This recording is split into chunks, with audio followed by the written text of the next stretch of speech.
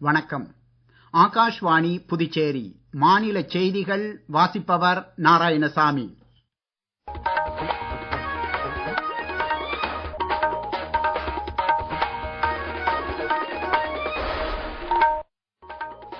தலைப்புச் செய்திகள். ஐதராபாத்தில் இன்று காலை ஏற்பட்ட தீ விபத்தில் உயிரிழந்தவர்களின் குடும்பத்தினருக்கு பிரதமர் திரு நரேந்திர மோடி துயரம் வெளியிட்டுள்ளார்.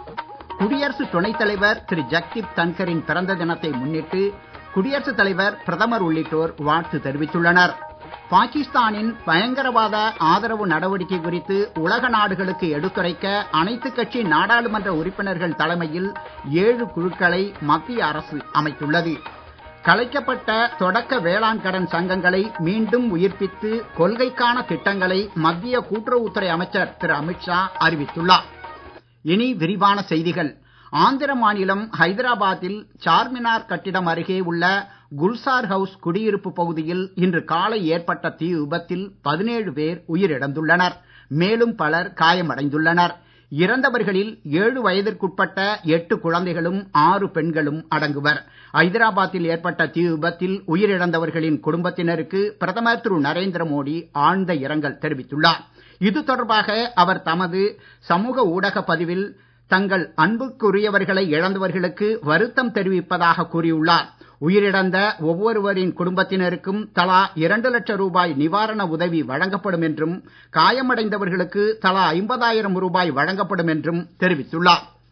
குடியரசு துணைத் தலைவர் திரு ஜக்தீப் தன்கரின் பிறந்த நாளை ஒட்டி குடியரசுத் தலைவர் திருமதி திரௌபதி முர்மு, பிரதமர் திரு நரேந்திர மோடி, மத்திய தகவல் ஒலிபரப்புத்துறை இணை அமைச்சர் டாக்டர் எல் முருகன் உள்ளிட்டோர் வாழ்த்து தெரிவித்துள்ளனர். குடியரசுத் தலைவர் திருமதி திரௌபதி முர்மு வெளியிட்டுள்ள சமூக ஊடக பதிவில், தன்கர் மிகுந்த ஆரோக்கியத்துடனும் நாட்டிற்கு பல ஆண்டு சேவை புரிய வேண்டும் என்றும் வாழ்த்தியுள்ளார். பிரதமர் திரு நரேந்திர மோடி விடுத்துள்ள வாழ்த்துச் செய்தியில், அரசியலமைப்பு சட்டம் குறித்த மகத்தான அறிவை திரு தன்கர் பெற்றுள்ளது முன்னணி வழக்கறிஞராக அவர் பல ஆண்டுகள் பணியாற்றியதை வெளிப்படுத்துவதாகவும் கூறியுள்ளார். மாநிலங்களவையின் செயல்பாட்டை மேம்படுத்த திரு தன்கர் பாராட்டுதலுக்குரிய முயற்சிகளை மேற்கொள்வதாக பிரதமர் குறிப்பிட்டுள்ளார். பாகிஸ்தானின் பயங்கரவாத ஆதரவு நடவடிக்கை குறித்து உலக நாடுகளுக்கு எடுத்துரைக்க ஏதுவாக அனைத்துக் கட்சி நாடாளுமன்ற உறுப்பினர்கள் தலைமையில் 7 குழுக்களை மத்திய அரசு அமைத்துள்ளது. இந்த குழுக்களானது இந்தியாவின் நட்பு நாடுகள் மற்றும் ஐநா பாதுகாப்பு உறுப்பு நாடுகளுக்கு இம்மாத இறுதியில் பயணிக்க உள்ளது. பாகிஸ்தானின் பயங்கரவாத ஆதரவு நடவடிக்கை குறித்து உலக நாடுகளுக்கு எடுத்துரைக்க பாஜக எம்பி ரவிசங்கர் பிரசாத் தலைமையிலான குழு Britain, France, Germany, Italy, Denmark ஆகிய நாடுகளுக்கு செல்ல உள்ளது. திரு சசி தரூர் தலைமையிலான குழு அமெரிக்கா, பனாமா, கயானா, பிரேசில் மற்றும் கொலம்பியா நாடுகளுக்கு செல்ல உள்ளது. திமுக எம்பி திருமதி கனிமொழி தலைமையிலான குழுவினர் ஸ்பெயின், கிரீஸ், ஸ்லோவேனியா, லாட்வியா மற்றும் ரஷ்யா ஆகிய நாடுகளுக்கு செல்கின்றனர். நாடாளுமன்ற உறுப்பினர் திரு சுப்ரியா சூலே தலைமையிலான குழு எகிப்து, கத்தார், எத்தியோப்பியா மற்றும் தென்னாப்பிரிக்கா ஆகிய நாடுகளுக்கு செல்ல உள்ளது. இது குறித்து செய்தியாளர்களிடம் பேசிய பாஜக எம்பி திரு ரவிசங்கர் பிரசாத், பயங்கரவாதத்திற்கு எதிரான இந்த முயற்சி பிரதமர் திரு நரேந்திர மோடியின் தொலைநோக்கு பார்வையை பிரதிபலிப்பதாக கூறினார். மத்திய அரசால் அமைக்கப்பட்டுள்ள குழுவிற்கு வழி நடத்துவதை பெருமையாக கருதுவதாக காங்கிரஸ் எம்பி திரு சசி தரூர் கூறியுள்ளார். இது குறித்து திமுக எம்பி திருமதி கனிமொழி வெளியிட்டுள்ள எக்ஸ் தள பதிவில், நமது நாட்டின் பிரதிநிதியாக தேர்ந்தெடுக்கப்பட்ட குழுவை வழி நடத்துவதில் பெருமைப்படுவதாக கூறியுள்ளார். நாட்டின் ஒருமைப்பாடு மற்றும் அரசியலமைப்பின் மதிப்புகளை காக்கும் வகையில் திமுக எப்போதும் ஒத்துழைப்பை வழங்கும் என்றும் அவர் குறிப்பிட்டுள்ளார். இதேபோல் அனைத்துக் கட்சி பிரதிநிதிகள் குழுவிற்கு தலைமை வகிக்கும் பொறுப்பை வழங்கியதற்காக பிரதமர் மற்றும் நாடாளுமன்ற விவகாரங்கள் துறை அமைச்சர் திரு கிரண் ரிஜிஜு மற்றும் வெளியுறவுத்துறை அமைச்சர் டாக்டர் ஜெய்சங்கர் ஆகியோருக்கு தேசியவாத காங்கிரஸ் எம்பி திருமதி சுப்ரியா சூலே நன்றி தெரிவித்துள்ளார். ஆபரேஷன் சிந்தூர் நடவடிக்கையின் வெற்றியை நாம் கொண்டாடி வரும் வேளையில் இந்திய பாதுகாப்பு படையினரின் வீரத்தை நாடே போற்றுகிறது. பாதுகாப்பு படையினருக்கு புகழாரம் சூட்டும் வகையில் ஆகாஷ்வாணி செய்திப் பிரிவு சிறப்பு தொடர் ஒன்றை ஒளிபரப்பி வருகிறது. அந்த வரிசையில் கார்கில் போரின் போது வீர செயல் புரிந்து பரம்வீர் சக்ரா விருது பெற்ற ரைபிள் மேன் சஞ்சய் குமார் குறித்து ஒரு செய்தி தொகுப்பு.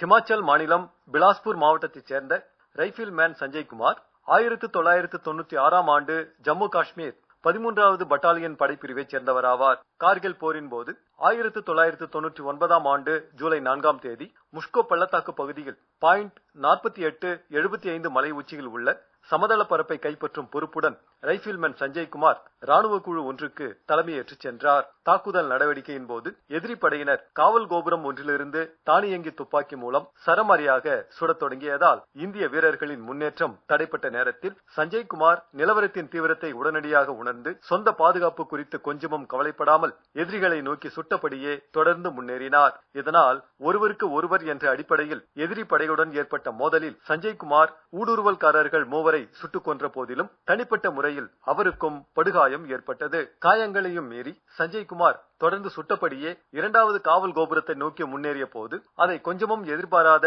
எதிரி படையினர் யூனிவர்சல் எந்திர துப்பாக்கியை கீழே போட்டுவிட்டு பின்வாங்கி ஓடத் தொடங்கினர். எந்திர துப்பாக்கியை சஞ்சய் குமார் கைப்பற்றி அதை கொண்டே தப்பி ஓடிய எதிரிகளை சுட்டுக் கொன்றார். உடலில் இருந்து ரத்தம் கொட்டிய நிலையிலும் போர்க்களத்தில் இருந்து தாம் அகற்றப்படுவதை அவர் மறுத்தார். ரைபிள் மேன் சஞ்சய் குமாரின் இந்த வீரச் செயலால் சக வீரர்கள் பேரூக்கம் பெற்று கடினமான மலைச்சூழலையும் மீறி எதிரி படையினரை தொடர்ந்து சுட்டபடி முன்னேறி மலை உச்சியின் சமதள பரப்பை எதிரி படையினரின் கையில் இருந்து தம்வசப்படுத்தினர்.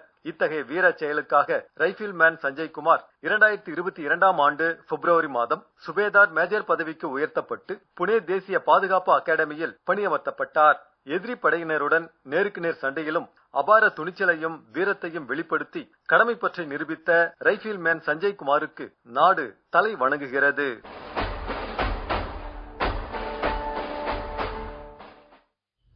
நீங்கள் கேட்டுக்கொண்டிருப்பது மாநில செய்திகள்.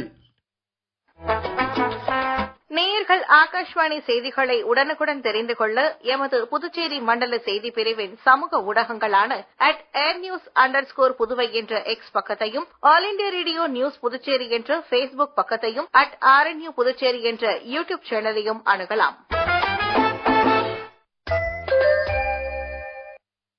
செய்திகள் தொடர்கின்றன. முன்னாள் பிரதமர் திரு HD தேவகவுடாவின் பிறந்த தினத்தை முன்னிட்டு பிரதமர் திரு நரேந்திர மோடி வாழ்த்து தெரிவித்துள்ளார்.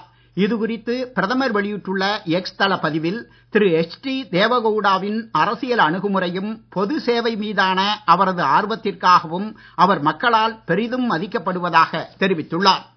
சர்வதேச அருங்காட்சியக தினம் இன்று கொண்டாடப்படுகிறது. கலாச்சார பரிமாற்றம், கல்வி மற்றும் சமூக வளர்ச்சியில் அருங்காட்சியகங்களின் முக்கிய பங்கை எடுத்துக்காட்டும் வகையில் மே மாதம் 18ஆம் தேதி சர்வதேச அருங்காட்சியக தினம் கொண்டாடப்படுகிறது. இந்த ஆண்டுக்கான கருப்பொருள் வேகமாக மாறிவரும் சமூகங்களில் அருங்காட்சியகங்களின் எதிர்காலம் என்பதாகும். இது குறித்த ஒரு செய்தி தொகுப்பு. 1977ஆம் ஆண்டு சர்வதேச அருங்காட்சியக கவுன்சிலால் இத்தினம் நிறுவப்பட்டது. இது பாரம்பரியத்தை பாதுகாப்பதற்கும் அமைதியை ஊக்குவிப்பதற்கும் போதிய விழிப்புணர்வை ஏற்படுத்துகிறது. உலக அளவில் அருங்காட்சியகங்களை ஒருங்கிணைத்து கலாச்சார பரிமாற்றம் மற்றும் கல்வியில் அவற்றின் பங்கு குறித்த விழிப்புணர்வை நோக்கமாக கொண்டு இந்நாள் செயல்படுத்தப்பட்டு வருகிறது. 1978ஆம் ஆண்டு மே மாதம் 18ஆம் தேதி முதல் 22 நாடுகளில் இது கொண்டாடப்பட்டு வருகிறது. சர்வதேச அருங்காட்சியக தினத்தை முன்னிட்டு இன்று நாடு முழுவதிலும் உள்ள அனைத்து நினைவு சின்னங்கள் மற்றும் அருங்காட்சியகங்களுக்கு அனுமதி இலவசம் என்று இந்திய தொல்பொருள் ஆய்வு மையம் அறிவித்துள்ளது. கலைக்கப்பட்ட தொடக்க வேளாண் கடன் சங்கங்களை மீண்டும் உயிர்ப்பித்து கொள்கைக்கான திட்டங்களை மத்திய உள்துறை மற்றும் கூட்டுறவுத்துறை அமைச்சர் திரு அமித்ஷா அறிவித்துள்ளார்.